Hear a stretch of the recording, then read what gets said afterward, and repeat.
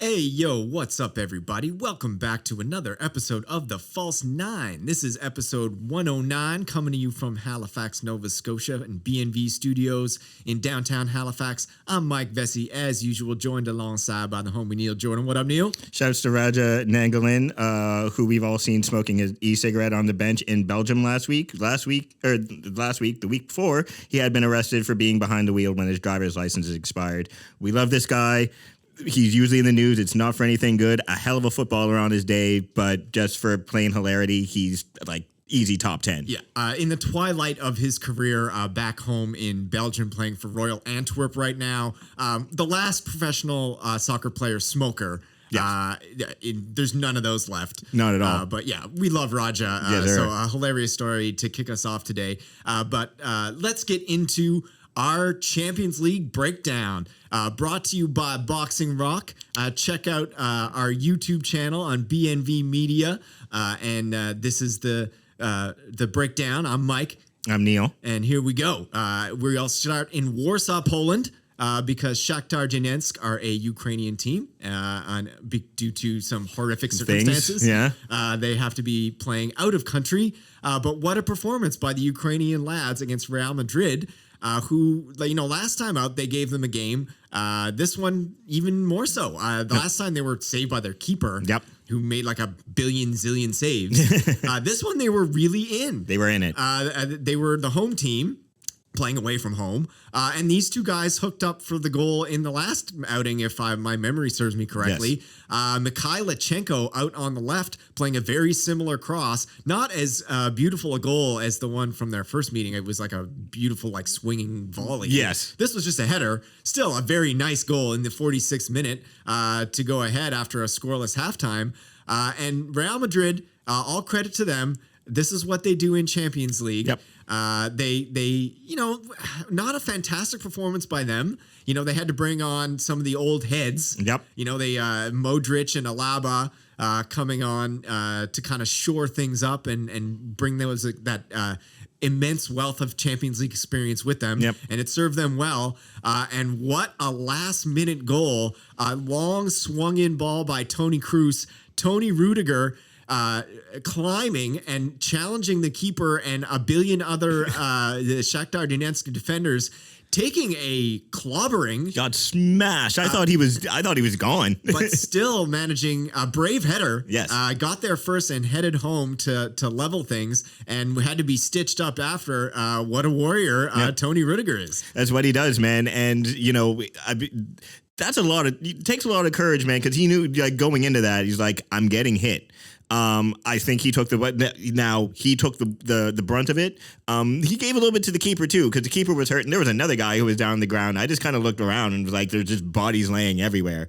But yeah, it's Real Madrid in the Champions League. That's just kind of what they do. Now, granted, they probably shouldn't need to do this against Shakhtar Donetsk, but Real Madrid will be fine. And just shouts to Toni Kroos, just effervescent, 32 years old, and I think I said this in the group chat, but the way that when they're chasing the game and the game gets faster and the passes have to get faster, Toni Kroos and Luka Modric, the passes are crisper. The technique is better.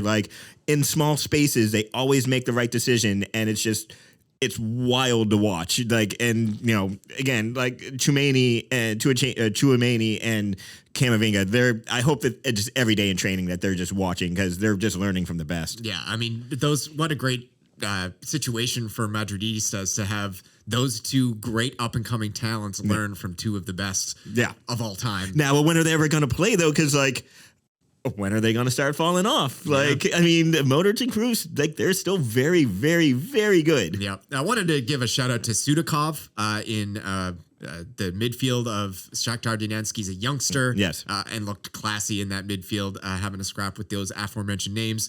What is going on at Juventus? We will get to their league story, bit of a recovery in the league, but holy moly, they went to Haifa in Israel and were soundly and resoundingly beaten. Yeah. By Maccabi Haifa. This guy, Atzili, I don't know, kind of a free range attacker. Yeah. I like that left wing cutting in from the left. Yep. Remind me a little of Luis Diaz. I can see that. Likes to run at guys. 2 beautiful edge of the area finishes, and a 2-0 victory for Maccabi Haifa at home. Juve are out of Champions League. Yeah.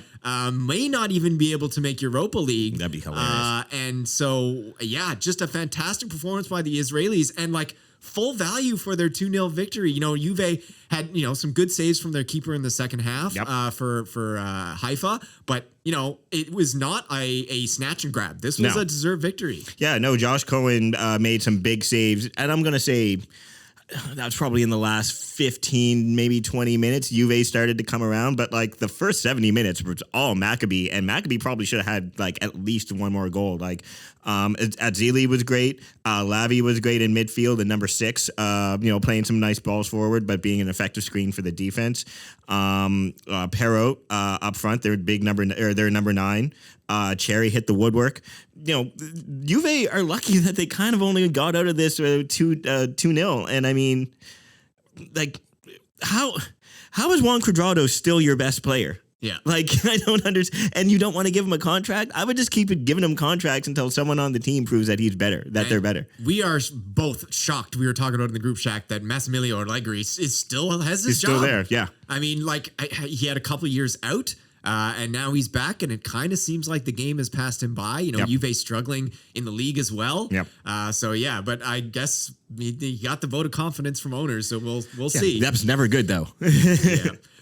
It is hard times for Barcelona on the European front as we were hosting Inter Milan at the Camp Nou, and good first half from us. We bossed the match. We had, as usual, much more of the ball. I think in the first half, north of 70% of the possession, and a nice goal by Ousmane Dembele off of a nice cross in from Sergi Roberto from his wing to break the duck in the 40th minute. But then just after halftime, horrifying defending. Awful. Yeah. From us all game. And now it should be said, we are riddled with the injury bug right now at the back. Yeah. Christensen's out. Ronald Araujo is out as well. So, but we still keep trotting out Eric Garcia. Yeah. And at fault. Pretty sure he's not good. He's just bad. Yeah. And looked bad in the Clasico as well, which we'll get to. But Nicolo Barella, a long ball played by Bastoni, lovely control and turning to smash it into the top corner. But had Eric Garcia was there. Yeah. And just basically watched Barella bring it down and knock it in without doing anything. It was almost like he was expecting an offside to be called or something because he almost just didn't move. And I'm okay if you even lash out and tackle and miss and red card and penalty. That's fine. But do something. Just act like you have some sort of awareness. Yeah. And then shortly afterward, Hakan Çalhanoğlu with a lovely ball through to Lautaro Martinez on the break, who finished from the edge of the area. And it was 2-1 against the run of play. But, they were defending really well. And, we made wholesale changes after going down. Leva basically saved our skin in this one. Yeah. He's a cheat code. Yeah, a great finish from the edge of the area in the 82nd minute to draw level. But then, of course, we needed all 3 points. Yep. Because, if we needed the win to stay in that qualifying position in second. Yep. A draw does us no good in this game. So we threw everything forward. Yep. And of course, Robin Gosens, the longtime Atalanta man, yep. Who just came over in the offseason, the German international, played through by Lautaro Martinez. Beautiful through ball. Yeah, he was on the right and just took out a couple defenders. Yep. Gosens, a nice finish. From his off wing, cutting onto his right foot in the 89th minute, and I was like, okay, we're done, we're out. Yeah. But Lewandowski saves our bacon. Eric Garcia, this doesn't make up for the two horrible errors you made on goals. But a nice cross in, and Lewandowski with the perfect angled redirected header to at least rescue a point. But we're only on 4 points in the group, 3 points behind Inter, and we need some results to go our way in the remaining matches, and which requires Bayern Munich to drop points. I think we're done. You might be cooked. Now, that being said, Inter hasn't been playing great this year either. So, they could easily, I'm sure they still have to play Bayern. There's points dropped right there. So it could happen. Like it's you're up against it. And the signs are there just again, like that defense, like Eric Garcia stinks and Jerry Peaks, God love him. He's just past it. Yep. Let's keep it moving to Parc des Princes in Paris, where PSG struggling as well in Europe. Benfica nipping at their heels in the group, 2 wins and 2 draws apiece after a 1-1 draw in Paris by Benfica on the road. Kylian Mbappe from the spot in the 39th minute. But you know what? This was a great and stereotypical road performance by my Portuguese boys, who went in there and basically set out our stead to defend. Yep, as you should. 38% possession, but had an equal number of attempts on target. Yep. Not as many through, but brought down in the box in the 62nd minute. Our captain, Joao Mario, stepped up to the spot and smashed it into the roof of the net in the 62nd minute. And then just some like really, really heroic defending the rest of the way from Benfica and looking good. Not quite qualified, but look good to go through to the round of 16. I was really, really impressed with this Florentino. He is 23, defensive midfielder. I was really, really impressed with him. He had a good scrap in the midfield with Marco Verratti. Yeah, that was where the game was played, really. Yeah. It was a scrappy midfield scrap. Yeah, and he's one of those people like he's definitely on some people's radars right now because he played well. And, PSG, they were missing Messi. I think Messi was injured. But, and Mbappe, there's a lot swirling around. He's not happy about the club and all kinds of stuff. He's still very good. Yeah. He's still very good. Now, he's not good enough to ask all the shit that he wants, but he's still very, very good. Yeah, it wasn't that he was bad. It's just that, a great performance. I wanted to shout out Alexander Ba, the young Danish right back, I believe, and did a fantastic job on that wing, tracking him all match and sending balls the other way.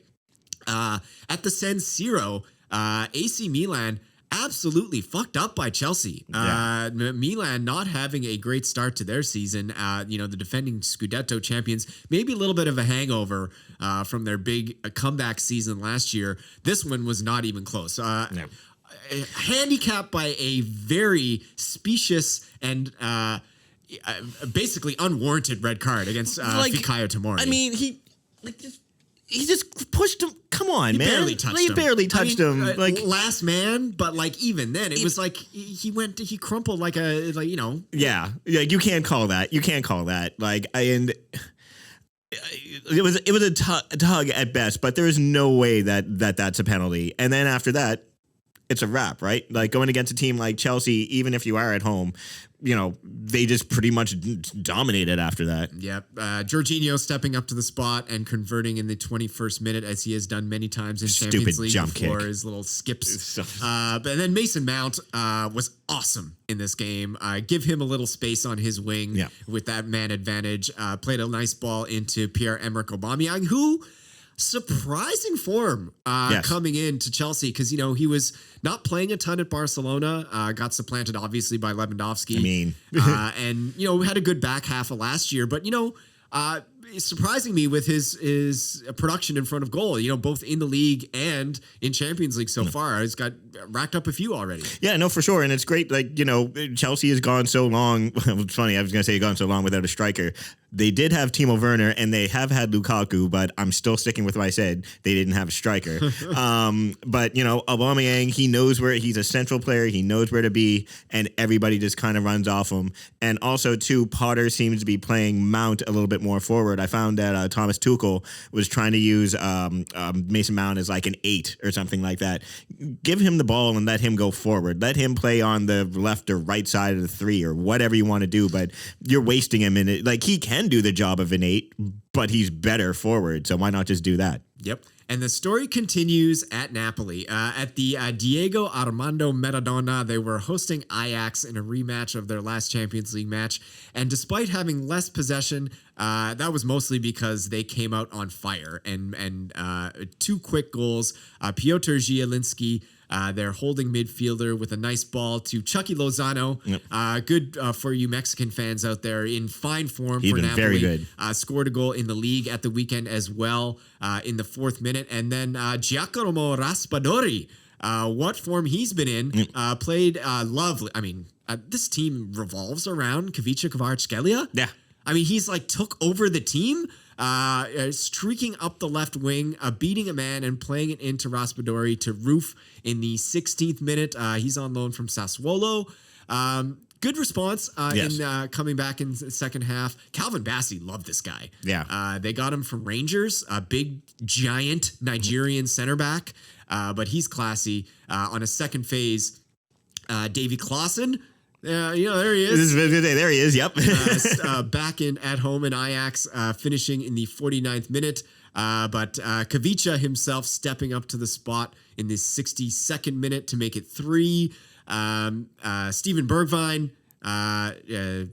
former Spurs man, briefly. Yeah, for a hot minute. Didn't get on the field much. He's back home in the Netherlands. He also from the spot. But our man, Big Vic, is back.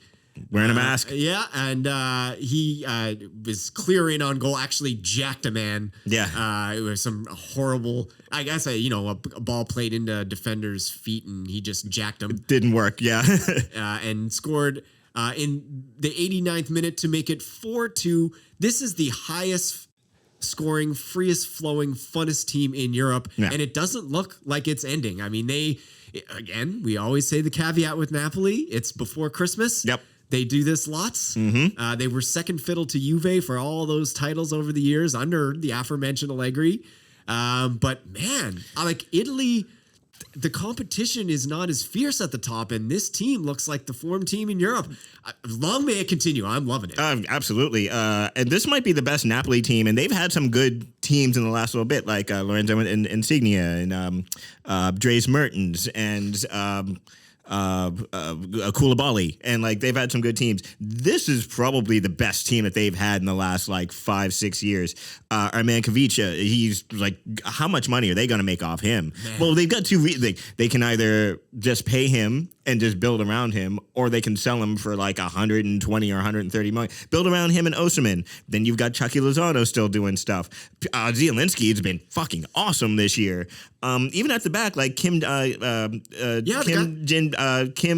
Jae. Yeah, the big Korean. I think they got him from Turkey and hit like seamless. Yeah. I mean, looks maybe even better than Koulibaly. Yeah. I mean, he's younger. Oh, absolutely. 1,000%. So, now it's just a matter of, and then you got Lobotka and then Zambo Anguissa, who I didn't really notice him in this game, but like he's been awesome this year. Like a wealth of riches in that midfield. It's crazy. Too. Yeah. And I mean, if they can keep this team together, they can go on a run.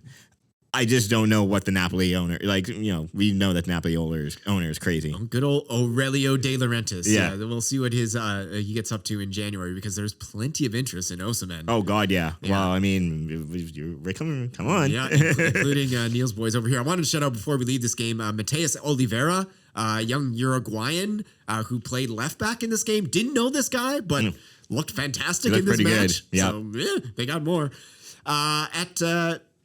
In Glasgow, Rangers hosting Liverpool, and we won't spend long on this. 7 Liverpool laid on them in a 7-1 victory. Bobby Chompers, a great first half, but Mo Salah not getting the start, which was a little, raised a few eyebrows, but came on late in the second half. Bang, bang, bang. 3 goals in 13 minutes, and really it sparked some form, as we will get to the story later on.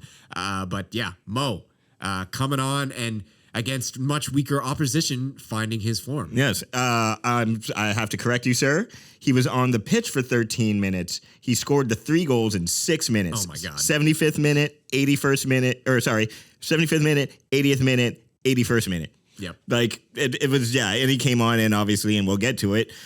He carried that form over to the big showdown with City. But, you know, even before this, like, it was just a matter of, like, in Rangers, like, to be fair, like, shout out to former Canadian international, or current Canadian, Scotty Arfield. I think he's retired. Yeah, I think he hung up his Canadian national team boots. But the lone goal scorer for Rangers. Lone scorer for Rangers. Nice goal from the edge of the box. Really nice goal. I didn't even know that you could do that. And then Liverpool, and then Bobby Chompers in the 24th minute. And then from there, it was, they held out as long as they could in the first half. And then second half, once Bobby Chompers scored the second one, the 55th minute, it was over. Yep.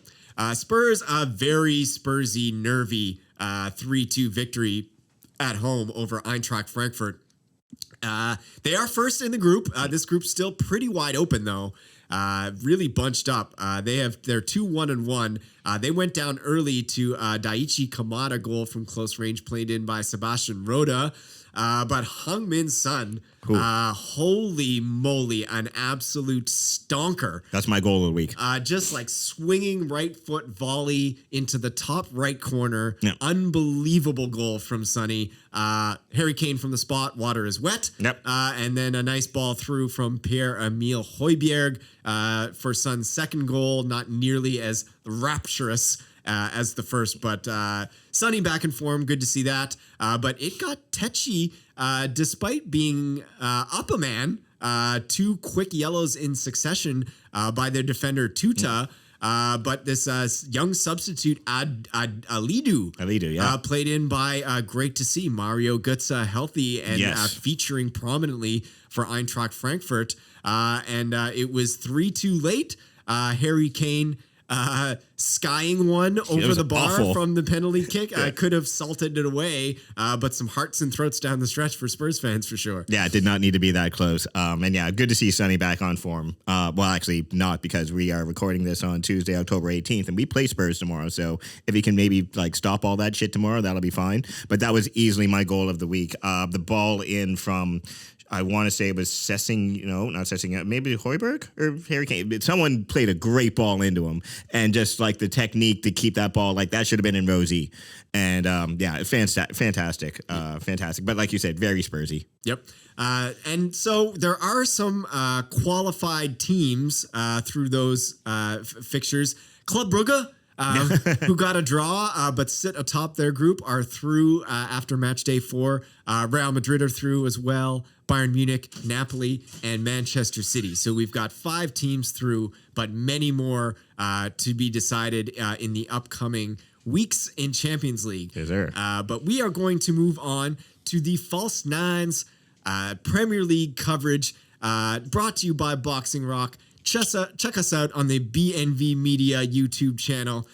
So let's get right into the marquee matchup. We've been waiting. Liverpool coming off that big 7-1 victory in Scotland, taking on the defending champion Manchester City Citizens in a northern derby. And this one delivered. Yeah. What a game of football this was. About what we probably were going to expect in the first half. Yeah. Not as effervescent and eyes gluing to the screen as it was in the second. Yeah. You know, City bossing possession. The holding midfielders of Liverpool trying to neutralize Kevin De Bruyne. Yeah. The other guys, I thought Gundogan playing pretty well. Phil Foden also in the first half. Yeah. Those and Silva, those 3 guys, because you could tell that they were the MO was 2 guys on KDB. Yeah. Absolutely. So the other guys had some room. Yeah. And some good breaks in the first half against the run of play. Yes. But must have been a great team talk from our boy Jurgen, the embattled Jurgen Klopp. Yeah. Because the second half, this was the best. This was like vintage Liverpool. We haven't seen this kind of form from Liverpool. You know, that pace of play, right? Getting the ball out wide, playing those diagonals, getting it to Mo as fast as you can, and holy moly, was Mo in a mood in that second half. Oh man, like and I hate to use it so overplayed, but like the first half was a boxing analogy. The first half was like a lot of jabs and feeling each other out and getting the range and all that. Second half, they were just coming out throwing haymakers, and Liverpool were just, like you said, just moving with pace. Salah was in a mood. Thiago was feeding him. They were trying to get those switches with welcome back Andy Robinson, him back in the side. But Mo, every time he got the ball, he was like a false nine, more or less, like because he started, like you could see he was kind of more central than usual, but playing higher than Bobby Chompers, but that's hard because Bobby Chompers is always picking up the ball from like defenders and shit. Yeah. But yeah, whenever he got the ball, he was just going to like just go. It almost like he stopped thinking. He was like, I'm just going to go. Yeah, and the goal, the lone goal in a Liverpool victory. It was after a set play for Manchester City, and so everybody was forward, and some quick thinking by Alisson to play a long ball way over the top, and poor Joao Cancelo got Cruyff turned with the ball in the air. Yeah. Mo Salah sitting on his shoulder, just basically waits for the ball over his shoulder. Cancelo falling to his knees in Mo's dust. Yep. And he's clean through on goal by himself. Easy finish from the edge of the area, and that was all she wrote in a 1-0 victory. Yeah, and I mean, City kind of made some presses at the end. I think Foden had a goal ruled out for foul on Haaland in the build-up. But this was easily the best Liverpool performance of the year. Like they kept like Van Dijk and Joe Gomez kept Haaland under wraps. He didn't really have like a whole lot of good chances. What a performance by Gomez! He was fantastic. He was better than Van Dijk. Yeah, and even going forward, I guess because he's not. I mean, he's nominally a center back in this match, but I think of him more as a fullback. Yeah, and so even going forward in that second half when Liverpool got the engines revving, he was involved even in the offensive play as well. No, for sure. What a performance! I mean, like, where did this come from? Right, and like shout out to James Milner. On the right, like he'd starting over a TAA, like he had a job to do, and I feel like they were trying to kind of go after him, and he was like, "Come on!" Now I don't know if he can do that again next week because I bet you his knees are hot as shit right now. but yeah, he played extremely well, and yeah, like you said. Obviously, the plan was KDB, 2 people all the time. As soon as 2 people just surround him, and he only had 55 touches on the game, which is like half of what he usually gets. Yeah, and I mean, it's a great plan. Cut the head off the snake. Right now, of course, City has a lot of other players like Gundogan. I thought played well. Phil Foden, I thought played well. But it's just great Liverpool performance, man. And just are they back? I want to see it a little bit more, but I think they've proven. It's City and Liverpool as far as the best teams in the when all of the teams are healthy, playing at their potential. It's City, it's Liverpool. With all due respect to table leaders Arsenal, it's City, it's Liverpool, and then everybody else. Yeah, I agree. Liverpool getting back in the swing of things, still in 8th in the table with some ground to make up, but showing that they still can hang with the big boys in this one. Yeah. Let's head over to Old Trafford, and it is the Neil Mark Derby this week. Shouts to producer Mark. His Newcastle, new money, Magpies, coming into Old Trafford in this one and acquitting themselves wonderfully in the first half. This was basically a tale of 2 halves, wherein in the first half, we were talking about it on the way down, bossing the match from his deep-lying central midfield position, Brazilian Joe Linton. What a performance in that first half, combining beautifully with Bruno Guimaraes. Yep. What a scrap between the 2 Brunos in the first half, and Joe Linton snake bit, hitting a double post. He hit the crossbar and then it came back and he hit the left post. Could have been 1-0 at halftime. Should have been. You escaped. Yeah, I escaped, man. And Joe Linton, Bruno, and not Scott, Sean Longstaff. They ran the midfield, and we just didn't have any impetus. We could barely put the ball together. We really put any passes together. We really missed Christian Eriksen. He was out with illness, but that's what he does. He strings together passes and lets us keep possession. God love Fred. He'd be trying like shit, but he cannot do that. But things turned at halftime. Absolutely, 1,000%. In the after halftime, again, I don't know what the team talk was. but we started getting more impetus about us. Bruno Fernandes started getting on the ball a little bit. Anthony started running at the defenders a little bit more, but it shouldn't have taken the first. I wish we would have gotten, if we would have played in the first half like we did in the second half like we did in the first, we probably would have won the game. But I mean, that's easy to say. And profligate in front of goal too, right? Like we missed, had some good chances in the second half. Only 2 on target through the whole game. Yeah, and I mean Fred should have put away a chance from Marcus, young Marcus, also himself. He missed a goal. Shout out to Ronaldo trying to cheat the system and tried. I know that you are really, really hungry for goals right now, but like that is not it. It was just, I just can't wait to get Anthony Martial back just because we can put Ronaldo back on the bench. I cannot believe I'm saying that sentence out loud, but it's just, we're a different team. We have more movement.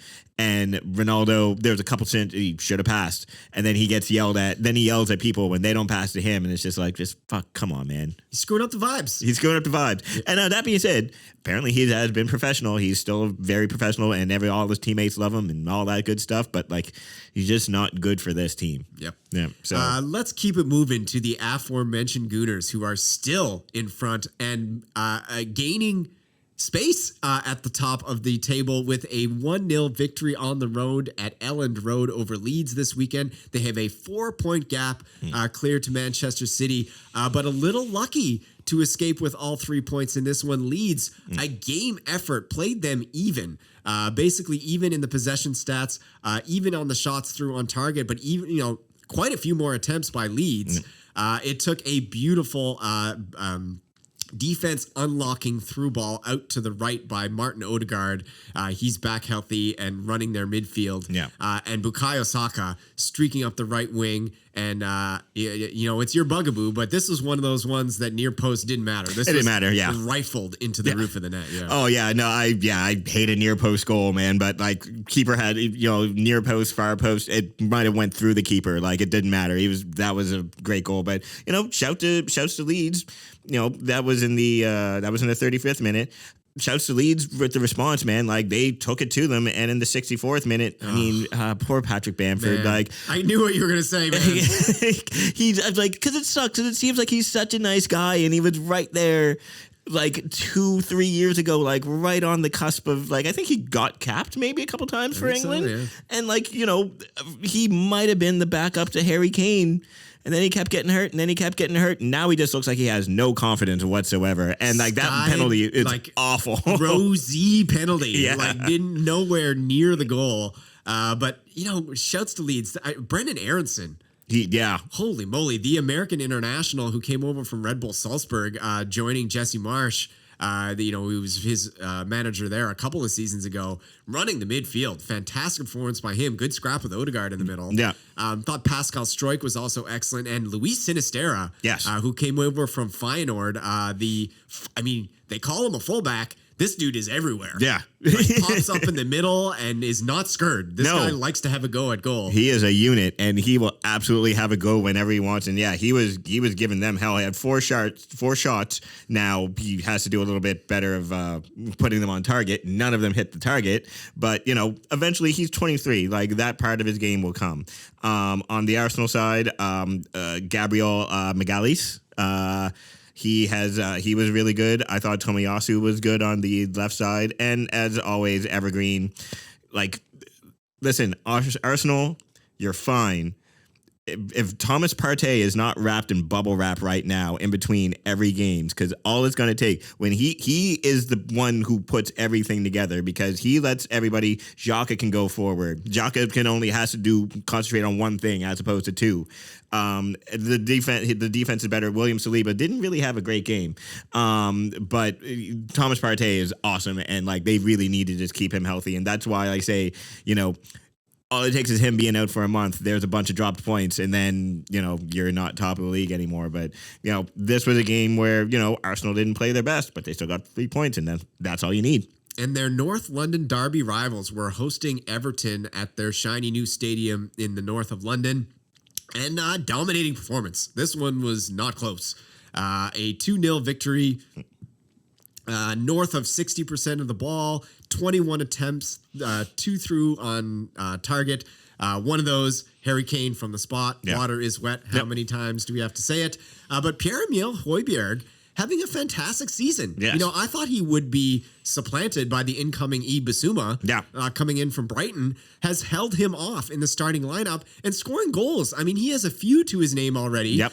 In the 86th minute to salt it away. Nice ball played through to him by Rodrigo Betancourt, his midfield partner, who's been also so good this season, the Uruguayan international. And a pretty walk in the park 2-0 victory for Spurs, and sitting pretty in third in the table, despite some hand wringing over their form. 7-2-1 and third in the EPL and top of their group in Champions League. No, you can't complain about that. And I want to give a shout to Matt Doherty for having a decent game. So good. He was after a couple weeks ago, and Conte was like, people were like, "Why don't you play Matt Doherty?" And he was like, "Well, did you see him? Like, I want to win games." And shouts to Matt Doherty, come out and play playing really well. On the other side, Everton, slim pickings. No. That's all I got, and that's basically just because like he was just fighting and scrapping and shit. But like Dwight McNeil, couple nice dances along the sideline. Yeah, and that's about all I can remember. 4 shots in total, 0 on target. Just they went back to being Everton, but good on Tottenham for taking care of business, because this is a game that ended up might have given Tottenham some trouble. They took care of business. Yep. And then let's head to Villa Park in Birmingham, where Aston Villa were hosting Chelsea. And an inauspicious start for the Villains as Tyrone Mings shot themselves in the foot. A ball played into this area, heads it straight up into the air. Don't know what he was doing, and pounced on by Mason Mount with a nice volley on the first touch after the ball dropped out of the air. And it was 1-0 early. But shouts to Aston Villa. A great response by them. They basically dominated for most of the rest of the match. Really, surprisingly, Danny Ings, lots of attempts through. I thought Douglas Luiz playing some nice through balls. Ashley Young getting forward at the ripe old age of 38, I believe. Don't quote me on that. 37. 37. Yeah. But Kepa Arrizabalaga, risen from the dead with a possible man of the match performance for Chelsea. Oh, he was easily man of the match, because he was making there was a good triple save somewhere in there. It's is this the same Kepa? I've seen him before. This is the same. He was everywhere, and he's been good really the last couple weeks. And I think Mendy still gets the best. I think he's better. I think Mendy gets the job back when he gets back. But I mean, not without a fight. I think Kepa's got to have another couple games, have a couple shitty games before he gets into it, or before he gives up the spot. But yeah, great show on the Jalen Ramsey. Ramsey hit the post. I can't remember his first name. I think you're right, Jalen. Jalen Ramsey. Yeah. Okay, because I was thinking of the Rams cornerback. I was like, am I getting it wrong? I mean, shouts to Jalen Rose. There are a zillion billion Jalen. It's so many, and they're all because of Jalen Rose. I don't care what anyone says. But yeah, he was awesome, and he hit the woodwork. Leon Bailey hit the woodwork as well. So a couple breaks go their way, but the breaks just aren't going their way for Villa, and Block is getting hot for Stevie G. I think he is now the favorite, the betting favorite in terms of next coaches to get fired. Yeah, I think it's him and Hasenhuttl. Pochettino being linked, I've heard, with the Villa job. Interesting. I don't know if he's interested, but I've heard some scuttlebutt about that. And we should shout out the second goal. Mason Mount from 35 yards out on a free kick. Yeah. Absolute banger. And again, I don't play him play him forward. It's him, Aubameyang, and Kai Havertz. I mean, he's nominally a winger, but Kai Havertz can kind of play anyway. He kind of plays in spaces, but just don't have Mount, give him no defensive responsibilities. Just let him attack and you will be fine. Yeah. One more match to get to here, just because it was super entertaining. It was the only one on the docket back on Friday night. At the little Brentford Community Stadium in central London. Brighton came into town. Fantastic stuff. You got, as a neutral, as most people are with these two squads, you have to just love both these squads. Yeah, they go after it. They're just fun to watch. They play nice stuff, possession football, pass and move, quick counters, well organized in defense, both of them. Just a great display of football by both teams. Ivan Toney with an absolute beauty to open the scoring. Onyeka playing it across to him, and what quick thinking to pluck it out of the air in the 27th minute for Tony. He also stepped up to the spot in the 64th minute to collect his brace, which was really against the run of play. I mean, this has been the story with Brighton ever since they came up. I mean, years ago now. They've really consolidated their position. But Roberto De Zerbi, their new coach, has them playing absolutely beautiful stuff. They dominated this match completely. Alexis McAllister, our favorite Scottish Argentine, dictating play from his number 10 role. Moises Caicedo taking over the boots from Yves Bissouma and not missing a beat, looking fantastic. And I wanted to shout out this guy. Never really noticed him before. A new man, Kaoru Mitoma, Japanese winger. Absolutely terrorized Brentford in that second half. He came on, and I was like, who the hell is this guy? Looked unbelievable. But as is often the story with Brighton, very, very nice stuff. No goals. No goals. And meanwhile, Brentford, Brighton had 21 shots in total, 7 on target. Brentford had 7 shots on goal, 3 on target. One of those was a back heel from Ivan Toney, and that's when they have a good striker. That's all you only need. A couple chances with, and Ivan Toney is playing out of his mind right now. I'm assuming he's going to be the number 2 to Harry Kane. It's either him or Tammy Abraham. And I would probably take Ivan Toney. I would right now. I mean, Tammy is not in as good a form as last season. I think he's got a couple of goals. They're playing together with the Rooster, Belotti up front for my Roma boys right now. But yeah, you're right. Toney, I think he's got 8 goals or something already. He's in fantastic form and can score them from multiple ways.